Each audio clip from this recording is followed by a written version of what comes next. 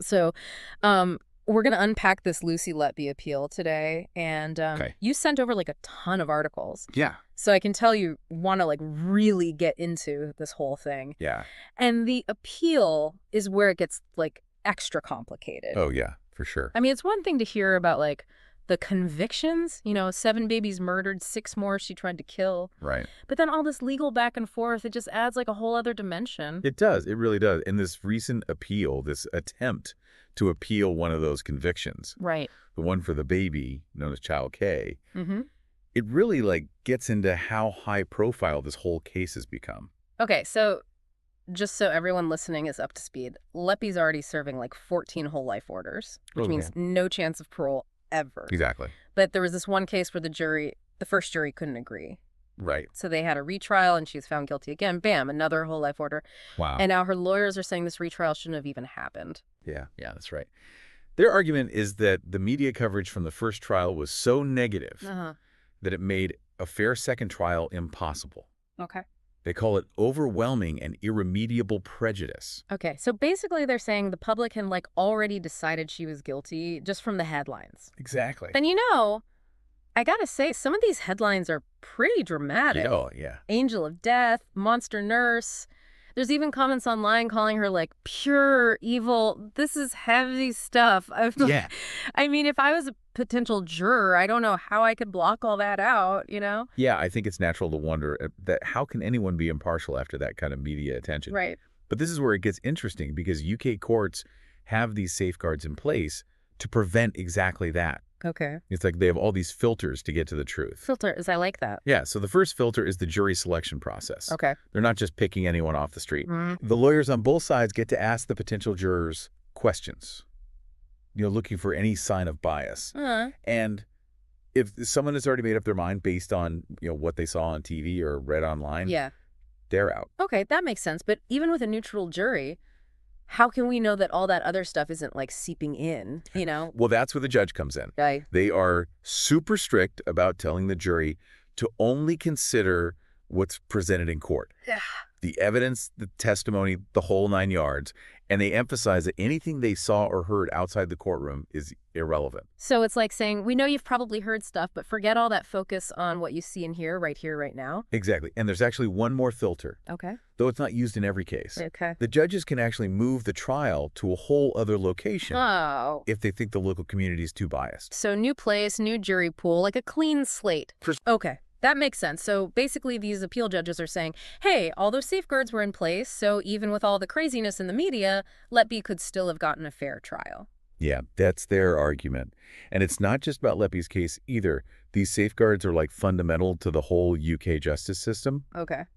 It's the idea that even the most hated person deserves a trial based on facts, not public opinion. Yeah, okay. I'm starting to see why those judges dismissed this part of the appeal so quickly. Right. But then what about Child K's case specifically? What happened there? Okay, so Child K was born really prematurely, Uh-huh. so already very vulnerable. Uh-huh. And the prosecution argues that Letby tampered with the baby's breathing tube, Oh, wow. putting her in danger. And here's where it gets really interesting. Okay. They have this witness, a consultant, Dr. Ravi Jairam, Okay. who says he walked in on Letby in the act. Wait, he saw her doing something to harm the baby? That's what he says. Yeah, he describes seeing Child K in distress, Letby standing right there, but not doing what a nurse should be doing in that situation. He even uses the phrase virtually red-handed. Oh my gosh. And this is going to be a big deal for the public inquiry, too. Yeah. The one that's looking into whether there were any warning signs about Letby that were missed. Right. This is going to be huge for that. Okay, wow. That's the kind of detail that would stick with a jury, a respected doctor saying he caught her in the act. Yeah. You can practically hear the gasps in the courtroom. Right. No wonder the prosecution really focused on his testimony. It's powerful stuff, especially since Letby has always said she's innocent. Right. Think about it. You're on that jury. You're hearing this doctor so confident. Yeah. It's hard to ignore that. And she's still sticking to her story even after all these convictions. I know. It's wild. How does that affect what her lawyers can do now?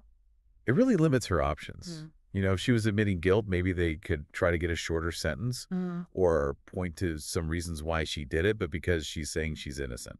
They have to go after things like this media prejudice argument or find mistakes in the trial process. So it's less about did she do it and more about Was the trial fair? Exactly. Now you're probably wondering what happens next, right? Yeah.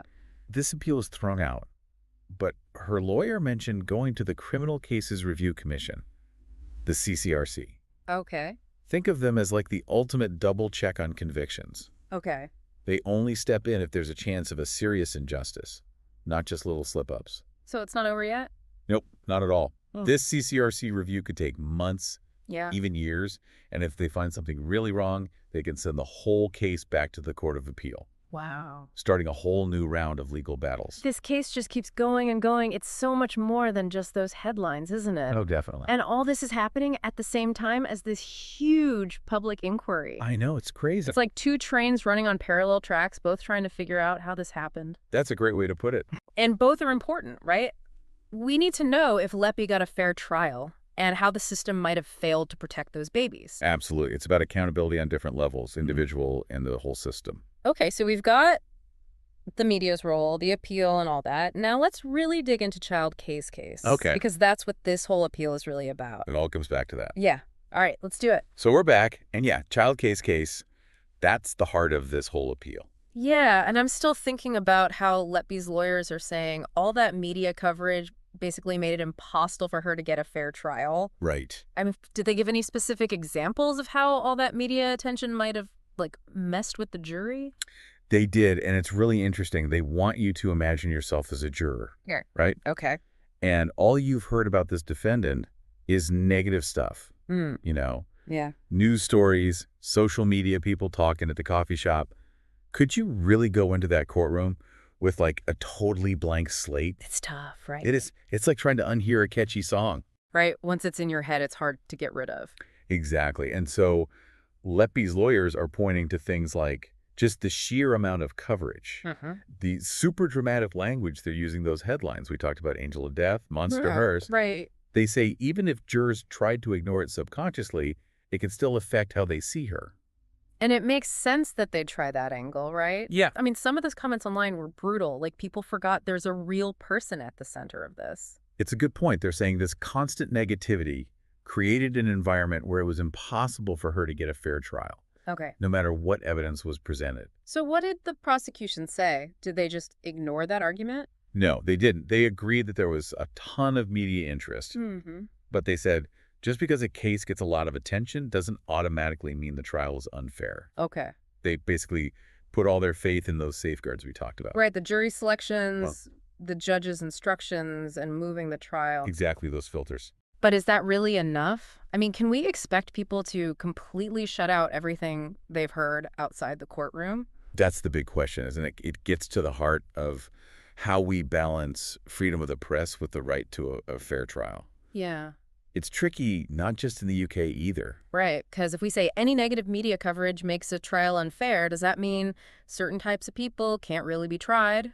That's it. Where do you draw the line? Yeah. It's a slippery slope, and the courts have to find a way to make sure things are fair without completely silencing the press or ignoring what the public is concerned about. Right. It's a tough balancing act. Okay, so the judges seem to be saying the safeguards were good enough in this case. Right. But what about that CCRC thing? Could they see things differently? It's possible, but it's unlikely. Remember, the CCRC, they're looking for huge miscarriages of justice, Right. not just small mistakes. They're like the last resort, the safety net. So they have to find something pretty major to change the conviction. Yeah, I think like brand new evidence that wasn't available at the trial, Okay. or proof that a witness lied or that the prosecution did something really wrong, stuff like that. But could this whole media prejudice argument work better with the CCRC than it did with the appeal judges? It could. The CCRC, they do their own thing, Okay. and they have more freedom to consider other factors, like public confidence in the justice system. So while they usually focus on hard evidence, they might be persuaded if Letby's lawyers can really prove that the jury was influenced by the media. So maybe a little bit of hope for Letby's team, but they still have a long way to go. For sure. And all this legal stuff is only one part of the story, right? We have this huge public inquiry happening too. Right. It's like two trains running side by side, both trying to understand how this all happened. Yeah, and both are super important, right? Yeah. We need to know if Letby got a fair trial and how the system may have failed those babies. You got to, it's about holding people accountable and looking at how the whole system works. All right, so we've talked about the appeal, the CCRC, and all that. Now let's get into this public inquiry. Okay. What are they trying to do, and what kind of impact could it have? All right, so this public inquiry, it's been called one of the biggest in UK history, and for good reason. Yeah. They really want to understand how these crimes happened and how to stop anything like it from happening again. Okay, so big picture stuff. What exactly are they hoping to do?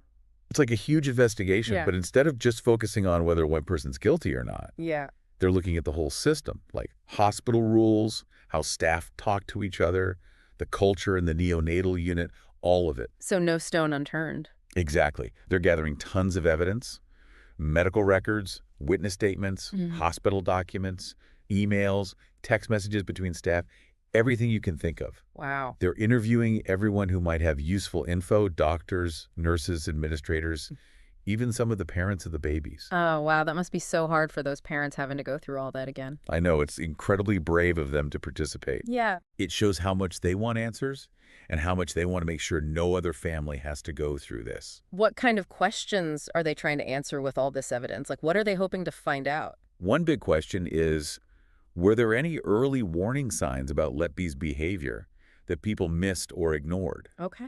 Were there concerns from her coworkers that weren't investigated properly? Right. Was there like a culture of silence in the hospital that stopped people from speaking up? That's scary to think about. It is. And, Dr. Jormem, the doctor who testified in the trial. Yeah, the one who said he caught her practically red-handed. Right. His story is going to be really important for the inquiry, too. It makes you wonder if other people had suspicions but didn't feel like they could say anything. Exactly. And that's what the inquiry is trying to figure out. Were those concerns addressed properly? Yeah. Was there a communication breakdown? They're also looking closely at the hospital's policies for dealing with unexpected infant deaths or illnesses. Were those policies strong enough? Okay. Were they followed properly? So it's not just about what Letby did, but about how the system around her reacted or didn't react. Yeah, they're looking at individual actions and at the whole system. Mm-hmm. Were there enough staff? Were they trained well enough? Was there good communication between departments? Yeah. Did the hospital have a strong culture of patient safety? It's a lot to investigate, but so important. Oh, absolutely. It's not just about getting justice for what's already happened. It's about stopping these tragedies from happening in the future. Right? It's about learning from what went wrong. Exactly. The inquiry's recommendations could lead to changes in hospital policies across the whole UK. Wow. Think about it. This could impact how healthcare workers are trained, how concerns are raised and dealt with, how hospitals assess risk and keep patients safe. It could have a huge impact. It's like they're trying to rebuild trust in the whole healthcare system. Yeah, when something like this happens, it really shakes our faith in the people and institutions we depend on to care for us. It does. Especially when we're at our most vulnerable. So this inquiry, it's a painful process, but it needs to happen. It does. It's about facing hard truths, learning from mistakes, and making sure something good comes out of this horrible tragedy. It's about remembering those babies and protecting future generations. Really well said. So we've gone from this specific appeal to the CCRC and now this massive public inquiry. This case is far from over. Yeah. And it's made us think about so many things. Justice, accountability, and how we protect the most vulnerable people in our society. It's a case that will stick with us. It will. And we need to keep paying attention. What are your takeaways? What stands out to you the most? We'd love to hear your thoughts. Thanks for joining us on the Deep Dive